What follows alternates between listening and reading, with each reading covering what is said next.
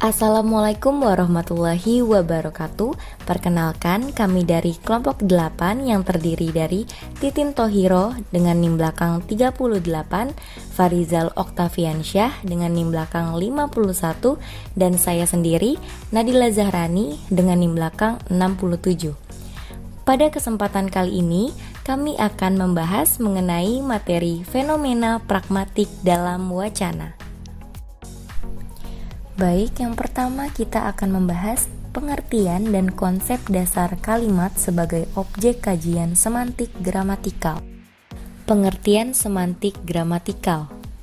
Semantik gramatikal adalah bidang semantik yang objek kajiannya berupa makna-makna gramatikal dari tataran morfologi. Makna tersebut diperoleh setelah sebuah ujaran mengalami proses gramatikal seperti proses afiksasi, reduplikasi, komposisi, dan sebagainya. Afiksasi merupakan proses pembentukan kata kompleks dengan cara penambahan afiks pada bentuk dasar. Afiks terdiri dari 4, yaitu prefiks, infiks, sufiks, dan konfiks. Selanjutnya terdapat reduplikasi. Reduplikasi merupakan proses pembentukan kata kompleks dengan cara pengulangan bentuk kata. Jenis kata ulang terdapat 5, kata ulang utuh, kata ulang sebagian, kata ulang berimbuhan, kata ulang berubah bunyi, kata ulang dwipurma. Yang terakhir terdapat komposisi, yang merupakan penggabungan dua morfem bebas atau lebih membentuk kata kompleks atau kata majemuk. Ciri-cirinya memiliki makna dan fungsi baru yang tidak persis sama dengan fungsi masing-masing unsurnya. Yang kedua, unsur-unsurnya tidak dapat dipisahkan baik secara morfologis maupun secara sintaksis. Selanjutnya kita akan membahas batasan dan arti kalimat. Kalimat ialah satuan gramatikal terbesar yang di dalamnya terdapat predikat dan mengemukakan suatu pikiran. Dalam bentuk lisan, kalimat ditandai dengan adanya intonasi akhir. Intonasi itu ditandai dengan tinggi rendah nada, panjang pendek durasi, dan keras lembut tekanan, serta disela dengan jeda dan diakhiri intonasi akhir. Intonasi akhir tersebut disertai oleh kesenyapan untuk menghindari perpaduan, asimilasi bunyi, atau proses fonologis lainnya. Sementara itu, dalam bentuk tulisan berhuruf Latin, kalimat diawali dengan huruf kapital dan diakhiri dengan tanda titik, tanda seru, atau tanda tanya. Di dalamnya juga dapat disertakan berbagai tanda baca seperti koma, titik koma, tanda pisah, atau tanda kurung. Tanda titik, tanda tanya, atau tanda seru sepadan dengan intonasi akhir yang diikuti kesenyapan, sedangkan tanda baca lain sepadan dengan jeda. Selanjutnya, secara gramatikal, kalimat pada dasarnya terdiri atas unsur subjek dan predikat yang dapat diikuti oleh objek, pelengkap, dan atau keterangan. Perlu atau tidaknya kehadiran objek, pelengkap, dan atau keterangan bergantung pada verba pengisi predikat. Kehadiran suatu kalimat tidak hanya dipengaruhi oleh kalimat yang mendahuluinya, tetapi juga memengaruhi kalimat yang mengikutinya. Oleh sebab itu, dalam suatu wacana atau teks, terdapat kalimat yang hanya terdiri dari satu frasa atau satu kata. Frasa atau kata itu, jika dilihat dari fungsi sintaksisnya, dapat berwujud subjek, predikat, objek, pelengkap, ataupun keterangan. Pembahasan selanjutnya yaitu mengenai arti kalimat. Arti kalimat sebagai satuan gramatikal yaitu diklasifikasikan menjadi kalimat deklaratif, interrogatif, dan imperatif. Kalimat deklaratif ialah suatu kalimat pernyataan yang berguna untuk memberi informasi, berita, ataupun kabar.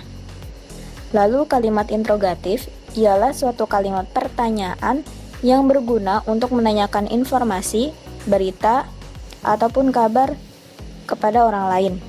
Kemudian ada kalimat imperatif, yaitu suatu kalimat yang mengandung kalimat perintah yang berfungsi untuk melarang maupun meminta seseorang untuk melakukan sesuatu. Pembahasan selanjutnya yaitu kategori gramatikal kalimat yang terdiri dari dua topik pembahasan, yaitu situasionalitas dan peran semantis. Pembahasan pertama yaitu situasionalitas. Situasionalitas berkaitan dengan faktor-faktor yang membuat sebuah teks itu relevan dengan situasi kejadian. Suatu teks wacana harus disesuaikan dengan keadaan dan kondisi yang ada. Jika wacana dipahami sebagai suatu tindakan, maka tindakan itu ialah upaya untuk merespons situasi atau konteks sosial tertentu.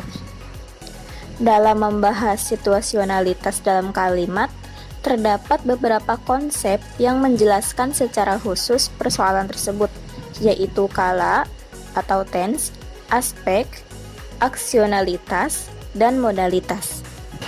Pertama, kala atau tense.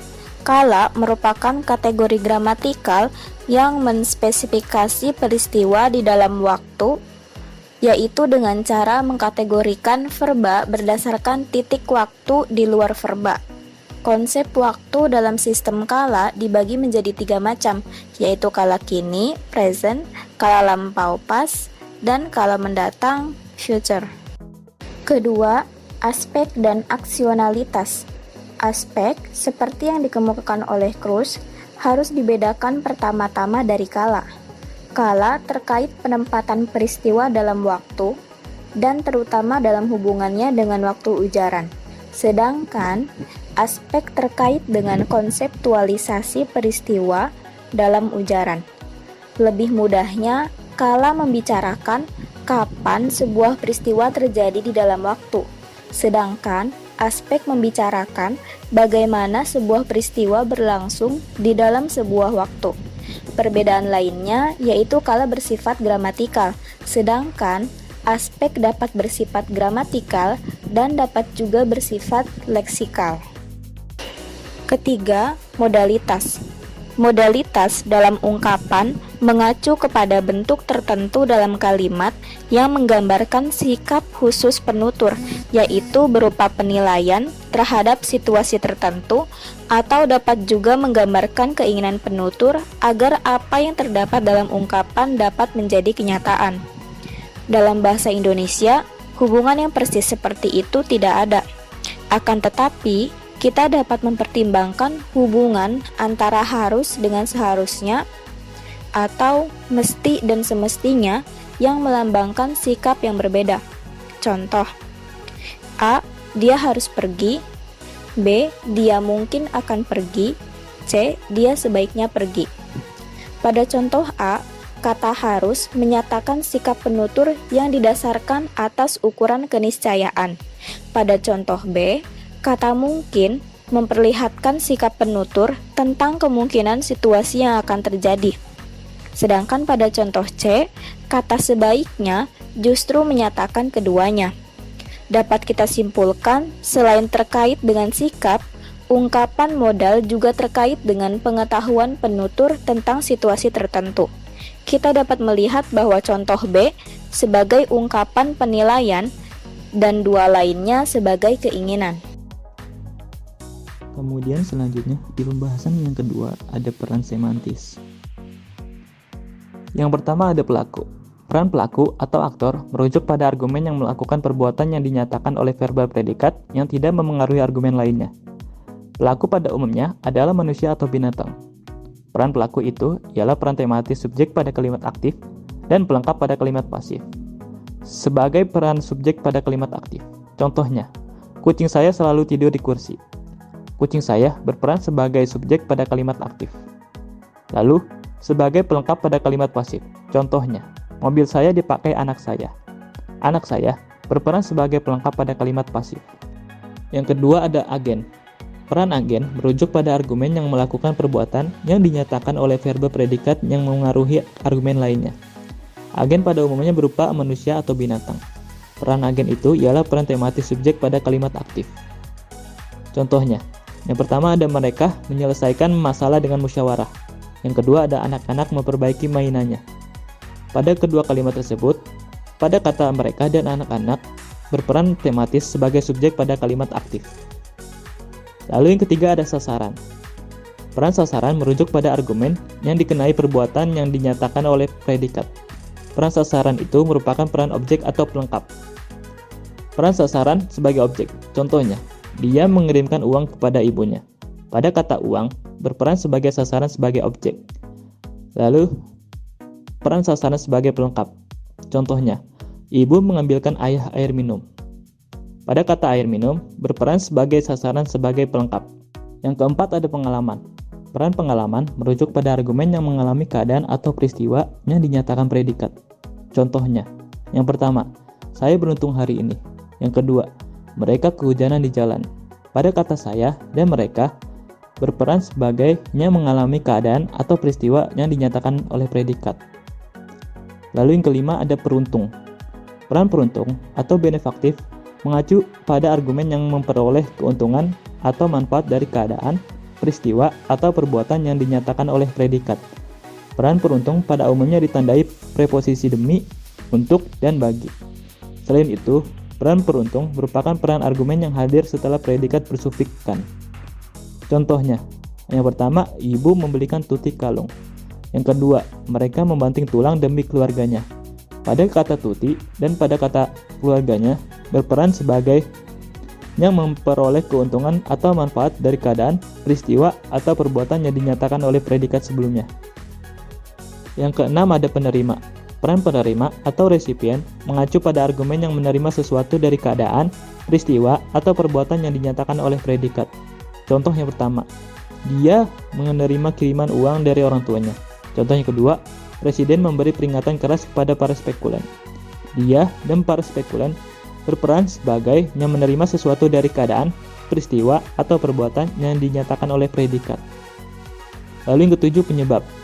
Peran penyebab mengacu pada argumen yang menyebabkan terjadinya sesuatu. Contoh yang pertama, tsunami mengakibatkan kapal sebesar itu terhempas jauh ke darat. Contoh yang kedua, pembangunan jembatan memudahkan lalu lintas barang dan jasa antar daerah. Tsunami dan pembangunan jembatan berperan sebagai yang menyebabkan terjadinya sesuatu. Yang kedelapan ada tema. Peran tema mengacu pada argumen yang terlibat atau mengenai atau dikenai dalam keadaan, perbuatan, atau proses yang dinyatakan oleh predikat. Contoh yang pertama, Jakarta adalah ibu kota negara Republik Indonesia. Contoh yang kedua, Jayawijaya adalah gunung tertinggi di Indonesia. Jakarta dan Jayawijaya berperan sebagai yang terlibat dalam keadaan, perbuatan, atau proses yang dinyatakan oleh predikat.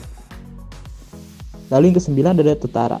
Peran tetara atau associate mengacu pada argumen yang menjelaskan status atau identitas argumen lain. Contohnya, bapak itu guru saya. Contoh kedua, wanita itu ibunya. Pada kata guru saya dan ibunya pada contoh yang telah disebutkan, masing-masing menjalankan peran tetara dari bapak itu dan wanita itu. Lalu, yang ke-10 ada hasil. Peran hasil mengacu pada argumen yang merupakan hasil dari proses yang dinyatakan oleh verbal predikat. Contoh yang pertama, pemerintah membangun jembatan dan puskesmas. Contoh yang kedua, para pengungsi membuat tenda darurat. Jembatan dan puskesmas dan juga tenda darurat berperan sebagai hasil dari proses yang dinyatakan oleh verbal predikat. Yang ke-11 ada lokasi. Peran lokasi mengacu pada argumen yang menggambarkan ruang dan atau waktu terjadinya peristiwa atau proses. Peran itu ditandai oleh preposisi lokatif di, dari, dan ke. Contoh yang pertama, kami tinggal di Jakarta. Contoh yang kedua, keluarga kami baru saja pulang dari puncak. Di Jakarta dan dari puncak berperan sebagai yang menggambarkan ruang dan atau waktu terjadinya peristiwa atau proses. Lalu yang ke-12, ada alat. Peran alat atau instrumen mengacu pada argumen yang menggambarkan alat atau sarana yang dipakai untuk tujuan tertentu. Peran itu biasanya ditandai dengan preposisi dengan atau tanpa. Contoh yang pertama, mereka membuka pintu itu dengan kunci cadangan. Contoh yang kedua, dia tidak dapat membaca tanpa kacamata. Dengan kunci cadangan dan tanpa kacamata berperan sebagai yang menggambarkan alat atau sarana yang dipakai untuk tujuan tertentu. Lalu yang ke-13 ada tujuan. Peran tujuan mengacu pada argumen yang menggambarkan akhir atau ujung gerakan atau peristiwa. Contoh yang pertama, dia berdoa untuk kesembuhan ibunya. Contoh yang kedua, pahlawan berjuang demi negara. Untuk kesembuhan ibunya dan berjuang demi negara berperan sebagai yang menggambarkan akhir atau ujung gerakan atau peristiwa. Lalu yang terakhir, yang ke-14, ada sumber atau bahan. Peran sumber atau bahan mengacu pada argumen yang menggambarkan asal suatu bahan baku sesuatu. Contoh yang pertama ada, kursi itu terbuat dari ban mobil. Contoh yang kedua, Tuhan menciptakan manusia dari tanah. Ban mobil dan tanah berperan sebagai yang menggambarkan asal suatu bahan baku sesuatu. Sekian dari kami, semoga apa yang kami sampaikan dapat bermanfaat. Kurang lebihnya mohon maaf. Wassalamualaikum warahmatullahi wabarakatuh.